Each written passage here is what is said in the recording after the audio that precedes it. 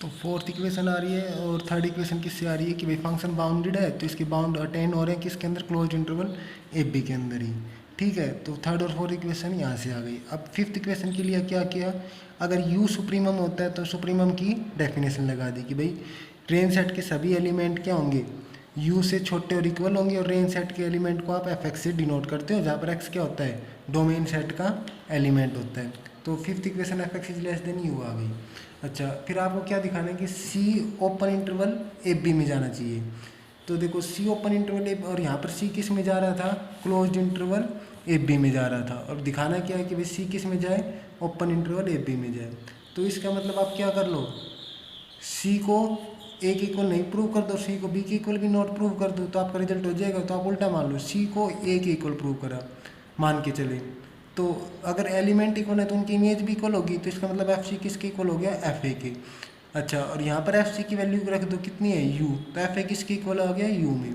तो अब इनके लिए आपको कौन कौन सी इक्वेशन का यूज करना है, एक तो इक्वेशन नंबर 5 का और एक इक्वेशन नंबर फर्स्ट का।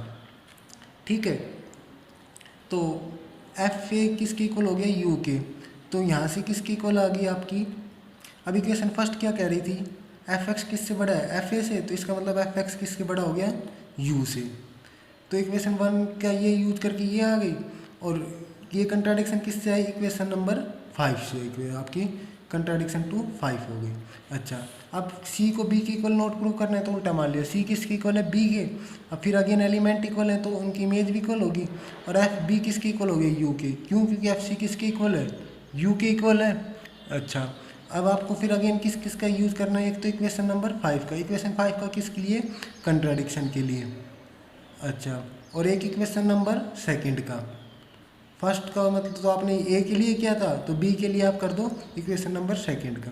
तो सेकंड का यूज़ करने के बाद ये आपका रिजल्ट आ गया, भाई एफ एक्स किससे बड़ा हो गया, एफ बी से, क्योंकि इक्वेशन सेकंड ये कह रहे थे एफ बी की वैल्यू क्या है, यू से, तो ये कंट्राडिक्शन आ गई बी के अकॉर्डिंग।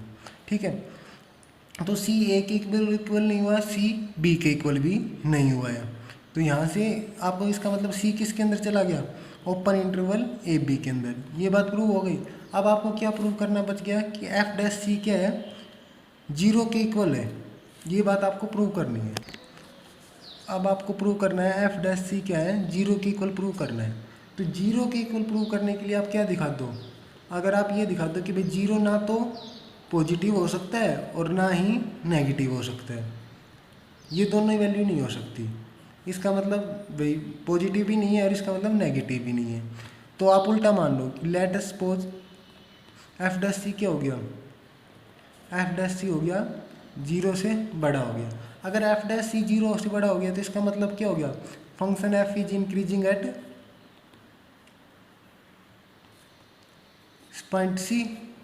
अगर पॉइंट सी पे इंक्रीजिंग हो गया तो इसका मतलब क्या होगा, एक डेल 1 डेल 2 पर ले ली तो आप डेल 3 नोटेशन दे दो, एक पॉजिटिव नंबर डेल 3 मिल जाएगा, वो किस कंडीशन को सेटिस्फाई करेगा, एफ एक्स क्या होगा, बड़ा होगा किससे, एफ सी से, और जहाँ पर एक्स क्या हो गया, सी प्लस सी से लेके सी प्लस डेल 3 तक नंबर जाएंगे, कि भाई सी से बड़े जितने भी नंबर हैं उनकी इमेज क्या होगी, एफ सी से बड़ी होगी। ये इक्वेशन क्लियर हो गई है। अच्छा, और एफ सी किसके इक्वल है, यहाँ पर यू के इक्वल है इक्वेशन नंबर 3 से, तो इसका मतलब एफ एक्स क्या हो गया, सी यू से बड़ा, because F C is equal to U from equation 3। इतना क्लियर है आपको। उसके बाद आप देखो एफ एक्स यू से बड़ा हो गया,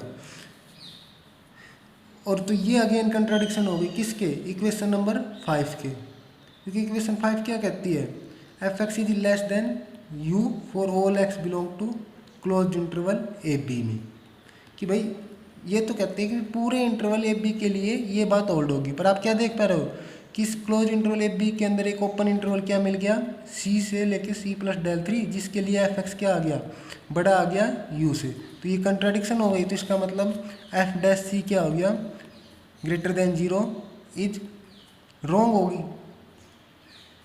ठीक है, अच्छा अब आप क्या मान लो, अब मान लो आप लेट अगेन दोबारा क्या सपोज कर लो, let suppose F dash C क्या हो गया, 0 से छोटा, 0 से छोटा है तो इसका मतलब फंक्शन क्या हो गया, function F is decreasing at point C पे। अब फंक्शन डिक्रीजिंग है तो इसका मतलब एक डेल 4 मिलेगा, there exist positive number del such that F X is greater than F C. अब मतलब for all X belong to C minus del 3 इसको डेल 4 से लेके सी, कि भाई सी से छोटे जितने भी नंबर हैं उनके लिए उनकी इमेज क्या होगी, एफ सी से बड़ी होगी। तो एफ एक्स क्या हो गया, और F X sorry F C किसके इक्वल है, यू से। अब फ्रॉम इक्वेशन 3 से एफ सी किसके इक्वल है, यू के इक्वल है। तो इसका मतलब एफ एक्स क्या हो गया, यू के इक्वल हो गया, जहाँ पर एक्स क्या है, सी माइनस डेल 4 से लेके सी तक है। ये बात हो चुकी है।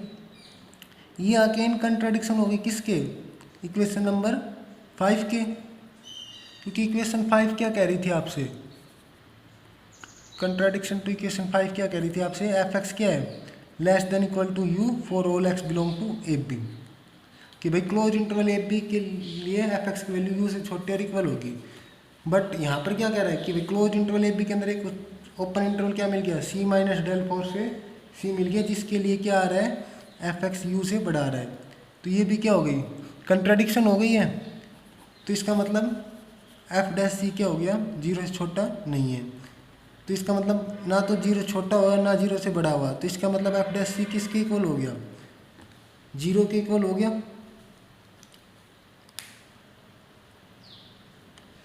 अच्छा, ये अब आपने क्या क्या प्रूव कर दिया है, अब आपने प्रूव कर दिया है कि एफ सी किसके अंदर बिलोंग करके, ओपन इंटरवल एफ बी के अंदर। दूसरी बात आपने क्या प्रूव कर दी है, एफ डैश सी किसके इक्वल हो गया है, 0 के इक्वल हो गया है। ये रिजल्ट आपने कब प्रूव किया, ये रिजल्ट आपने जब प्रूव किया जब स्टार्टिंग में आप क्या लेके चले थे, एफ डैश ए क्या होगा, 0 से बड़ा, और एफ डैश बी क्या होगा, 0 से छोटा। सिमिलर, फिर इसके बाद ये लाइन लिखने आपकी बहुत इंपॉर्टेंट है, क्या, सिमिलरली, इस लाइन को लिखना मत भूल जाना आप। Similarly we can prove that F dash C is equal to 0 for some C belong to open interval AB if f dash A is less than 0 and f dash B is greater than 0। अगर ये बात नहीं लिखोगे तो मतलब आपका 1-2 number cut हो सकते हैं। तो उसके बाद ये क्या हो गया, ये रिजल्ट प्रूव हो गया। तो दिस के लिए मतलब दिस प्रूव द रिजल्ट। तो ये आपकी डरबैक्स थ्योरम का प्रूफ था। क्लियर है। अच्छा, उसके बाद डरबैक्स थ्योरम को आप एक इस तरीके से भी पूछ सकता है, क्या कहता है कि अगर कोई भी फंक्शन अलग स्टेटमेंट में, अगर फंक्शन f क्या हो, डिफाइंड हो and derivable on closed interval F B के ऊपर, और एफ डैश ए की मल्टीप्लाई एफ डैश बी के साथ कितनी आ रही हो, 0 से छोटी आ रही हो, तो एक ओपन इंटरवल सी मिल जाएगा, open interval C A B में से एक पॉइंट सी मिल जाएगा such that F dash C is equal to 0 होगा। तो देखो इसमें ये बात लिख दी है, एफ डैश ए की मल्टीप्लाई एफ डैश बी के साथ क्या होगी, 0 छोटी होगी। इसका मतलब साइन क्या आ रहा है, नेगेटिव। और नेगेटिव कब आता है, जब एक नंबर पॉजिटिव हो और एक नेगेटिव हो। अगर दोनों नेगेटिव की मल्टीप्लाई कर तो रिजल्ट क्या आता है, पॉजिटिव इंटू पॉजिटिव कितना आता है, पॉजिटिव, और पॉजिटिव इंटू नेगेटिव कितना आता है, नेगेटिव। तो इसका मतलब 2 नंबर की प्रोडक्ट नेगेटिव आ रही है, तो इसमें मतलब क्या है, एक नंबर पॉजिटिव है और एक नंबर नेगेटिव है। तो इस तरीके से भी डरबैक्स थ्योरम का अलग से स्टेटमेंट दी जा सकती है। ठीक है, ये आपका डरबैक्स थ्योरम के रिजल्ट का प्रूफ है, बहुत इंपॉर्टेंट थ्योरम है। ठीक है, थैंक यू।